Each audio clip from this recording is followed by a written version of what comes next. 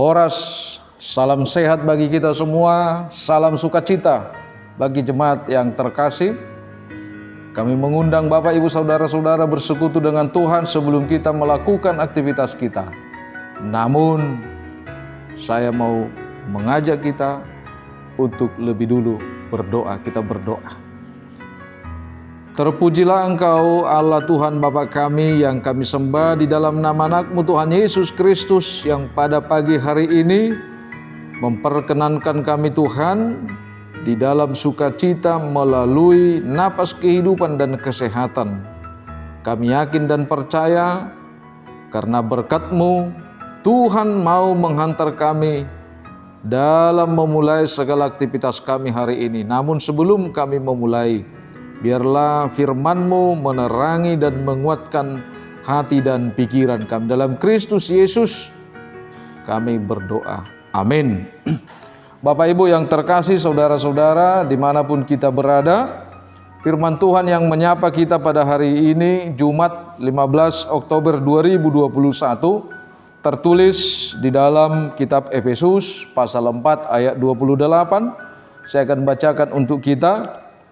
Orang yang mencuri, janganlah ia mencuri lagi, tetapi baiklah ia bekerja keras dan melakukan pekerjaan yang baik dengan tangannya sendiri, supaya ia dapat membagikan sesuatu kepada orang yang berkekurangan. Orang yang mencuri, janganlah ia mencuri lagi, tetapi baiklah ia bekerja keras dan melakukan pekerjaan yang baik dengan tangannya sendiri, supaya ia dapat membagikan sesuatu kepada orang yang berkekurangan. Demikian firman Tuhan. Jemaat yang terkasih dalam Kristus Yesus, berbicara dan mendengar kata mencuri, kita langsung teringat dengan hukum Taurat yang ke-8 yang berisikan jangan engkau mencuri. Bapak Ibu Saudara-saudara, seluruh apa bedanya mencuri dengan mengambil milik orang lain? Tentu ini hanya sebatas kata atau kalimat, namun pada hakikatnya adalah sama. Terkadang orang lebih marah kalau dikatakan mencuri daripada mengambil milik orang lain.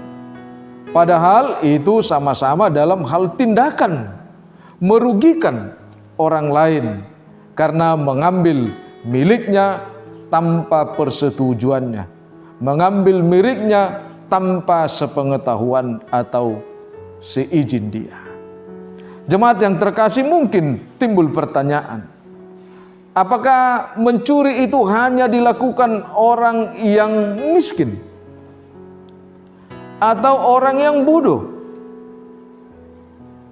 Apakah ada dari antara manusia itu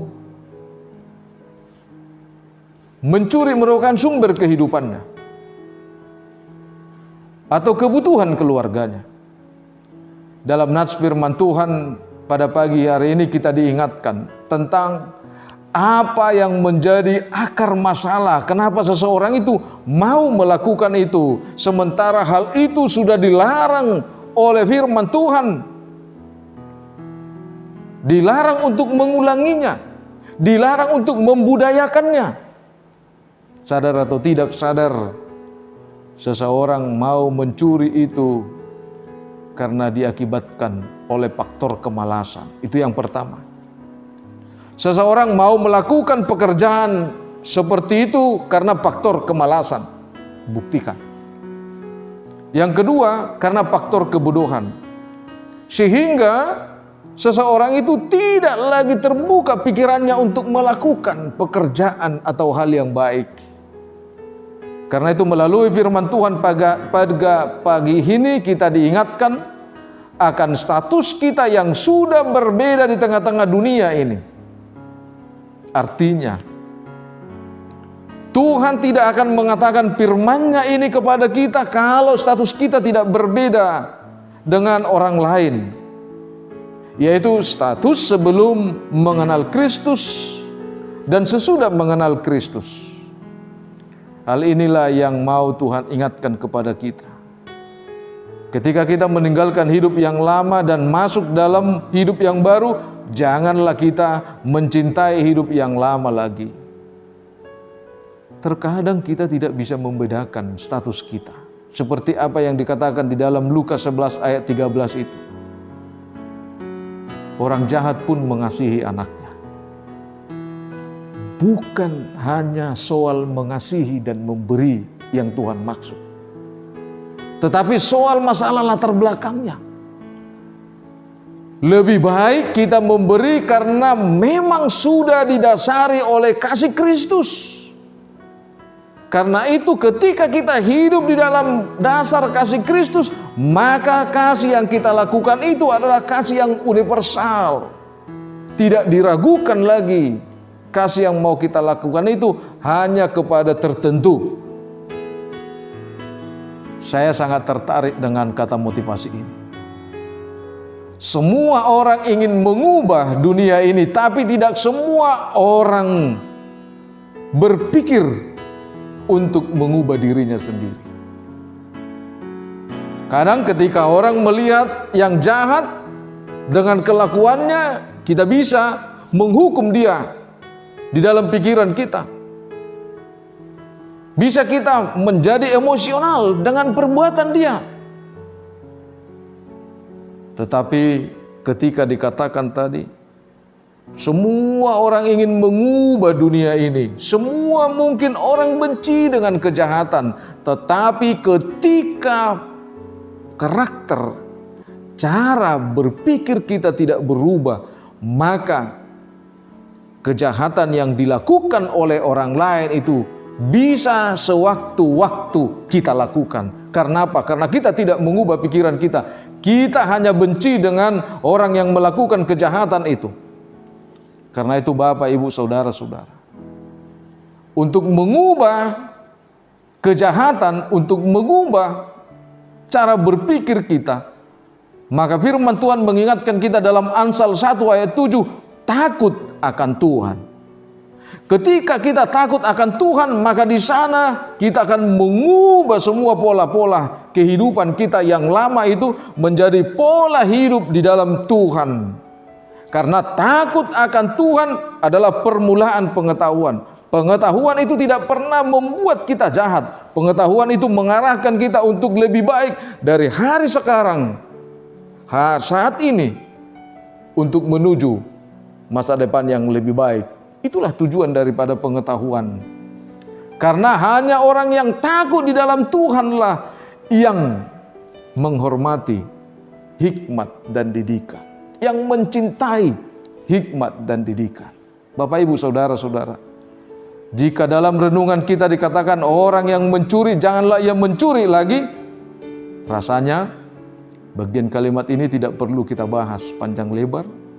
Artinya kita harus lebih takut kepada Tuhan. Seperti apa yang dikatakan di dalam hukum Taurat yang ke-8 itu. Janganlah engkau mencuri. Yang artinya bahwa kita harus lebih takut kepada Tuhan dalam melakukan segala hal dalam hidup ini. Kalau ada orang yang mengaku anak Tuhan, percaya kepada Yesus, tapi masih mencuri. Mencuri itu tidak hanya bentuk yang besar. Mencuri itu dimulai dari hal-hal yang kecil. Dan suatu saat bisa kita menjadi komunitas. Sistem yang keren sekarang ini, korupsi. Kita bisa masuk ke sana. Karena kita terlatih dari hal yang kecil, maka kita bisa melakukan hal yang besar, kejahatan yang besar. Dari bagian yang terakhir ayat ini, jelas Tuhan menekankan satu lagi alasan kuat bagi kita untuk bekerja keras dan melakukan yang baik, itulah mengatasi kejahatan untuk mencuri tadi. Firman Tuhan mengatakan untuk mengatasi persoalan yang dilakukan oleh manusia itu, janganlah engkau mencuri, janganlah ia mencuri lagi. Maka Tuhan mengingatkan, hendaklah kemalasan itu, hendaklah kebodohan itu ditukar dengan kerja keras, ditukar dengan belajar keras, ditukar dengan berdoa yang rutin, membaca firman yang rutin. Karena itulah satu-satunya jalan yang bisa merubah kehidupan kita. Seperti dalam firman Tuhan Amsal 16 ayat 8 dikatakan, lebih baik penghasilan sedikit disertai kebenaran daripada penghasilan banyak tanpa keadilan. Ingat itu. Tidak perlu kita menyombongkan diri dalam hidup ini, sekalipun kita pada saat ini mempunyai nilai plus yang lebih daripada orang lain. Tapi mungkin keadilan itu jauh lebih dimiliki orang yang lebih rendah atau yang lebih sedikit hartanya dari kita, daripada kita punya kekayaan yang banyak. Tetapi kalau ditanya apakah itu dari kebenaran atau keadilan, kita tidak bisa menjawabnya. Jemaat yang terkasih, bekerja keras bukanlah hanya fokus untuk menghasilkan nafkah semata atau harta semata, namun bekerja keras itu jauh lebih diartikan menjadi ibadah yang rutinitas dan anugerah. Anda bisa bekerja dengan waktu dan kesempatan yang Tuhan perkenankan, yang Tuhan berikan kepada saudara, maka lakukanlah itu sebagai ibadah. Anda diperkenankan Tuhan untuk bekerja keras, belajar keras, syukurilah itu sebagai anugerah Tuhan diberikan kepada saudara. Supaya apapun yang saudara lakukan, Tuhan memberkati Anda dan menjadikan Anda berkat.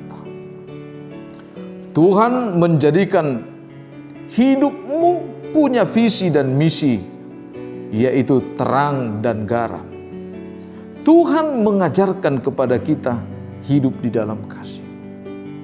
Setiap orang yang hidup di dalam Tuhan, setiap orang yang takut di dalam Tuhan, dia akan mengubah pola hidupnya, yaitu pola hidup yang diberkati dan menjadi berkat. Pola hidup yang punya misi dan visi, garam dan terang. Yang punya pola hidup yaitu kasih.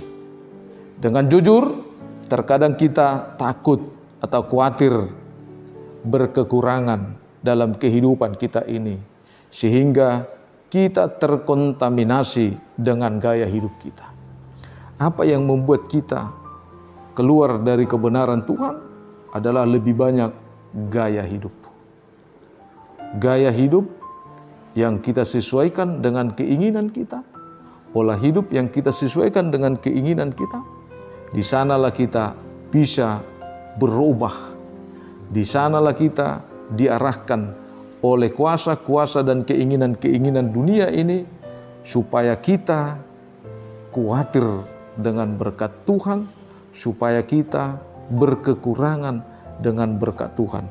Tapi pada pagi hari ini kita diajak oleh firman Tuhan, hendaklah hidupmu dan hendaklah engkau mengucap syukur di dalam segala hal, karena itulah yang Tuhan kehendaki, dan di sanalah kejujuran akan hidup yang engkau lakukan, yaitu melakukan segala sesuatu hanya untuk kemuliaan Tuhan. Amin, kita berdoa. Segala puji syukur bagimu Allah Bapa yang bertata dalam kerajaan sorga. Terima kasih Tuhan, pada pagi hari ini Engkau telah mengingatkan kami dalam segala kehidupan yang kami lakukan. Tuhan telah menuntun dan mengajar kami supaya kami hidup di dalam bersyukur. Bersyukur atas segala kehidupan yang Tuhan berikan kepada kami. Terima kasih Tuhan. Jika pada pagi hari ini Engkau telah mengingatkan kami dengan pola dan sistem hidup di dalam kasih Kristus, supaya kami menjadi orang yang bekerja keras dan belajar keras, yang punya visi dan misi. Ketika kami cinta akan hikmat dan didikan, ketika kami akan takut akan Tuhan, maka di sanalah Tuhan memberkati kami dan menjadikan kami berkat. Di sanalah Tuhan menjadikan kami garam dan terang dunia. Terima kasih Bapa di sorga, pada pagi hari ini kami berdoa buat segala aktivitas jemaat-Mu. Kami berdoa buat segala situasi dan kondisi keadaan jemaat-Mu pada saat ini. Tolong Tuhan, Kau yang menyapa setiap jemaat, Kau yang mengurapi setiap jemaat-Mu, Engkau yang memberikan kebutuhan yang berkecukupan kepada setiap jemaat. Terima kasih Tuhan, berkati bangsa dan negara kami, pemimpin negara kami ini. Perbaharui setiap hati dan pikiran kami Tuhan, supaya kami hidup di dalam kebenaran. Kami juga berdoa buat jemaat-Mu, gereja-Mu HKBP Surabaya ini. Di dalam segala pelayanannya, berkati para hamba-hamba-Mu Tuhan. Pimpinan gereja-Mu yang memimpin gereja-Mu HKBP Surabaya ini, kami yakin dan percaya.